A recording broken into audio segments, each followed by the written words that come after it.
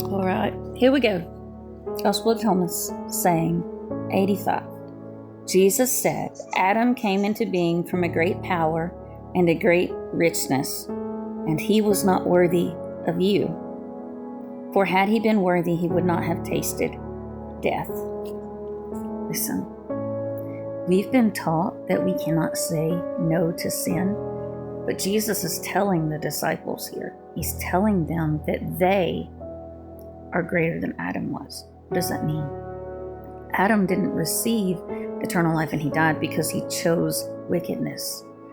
He's saying you have the ability and the power within you to choose the good, to choose to walk away from sin. That's why Christ came, to show us how to deny the flesh and to feed the spirit. How to deny your flesh and stop sinning and cease from sin. How to suffer in the flesh and to live in the spirit. We can do this through the power of Christ. We can absolutely do it. And people say, oh, Amanda, I can't stop sinning. Really? What if the cops were standing there? Could you stop then? That little secret stuff you do in hidden places. What if there were people around? Would you be able to stop then? That proves you can stop. The difference is your will. Do you want to stop? Do you hate the sin? The fear of the Lord is the beginning of wisdom, to depart from evil, it says.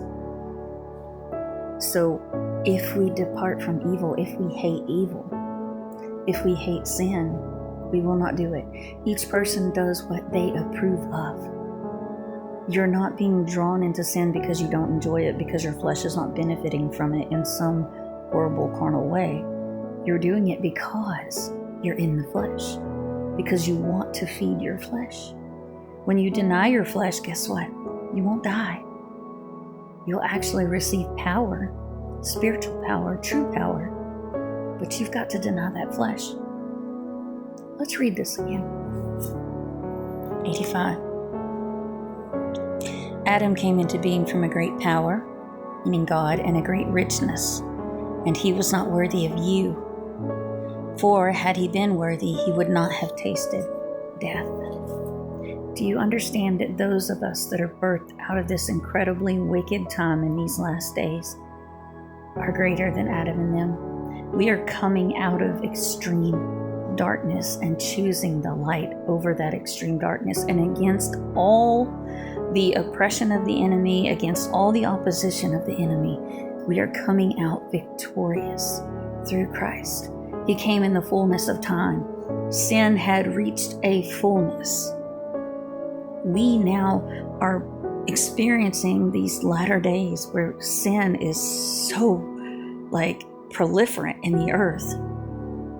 But we have the power and the ability to come out of that great darkness and shine our lights in such a way that we reject the darkness, and our rejection of the darkness is a form of judgment on that darkness.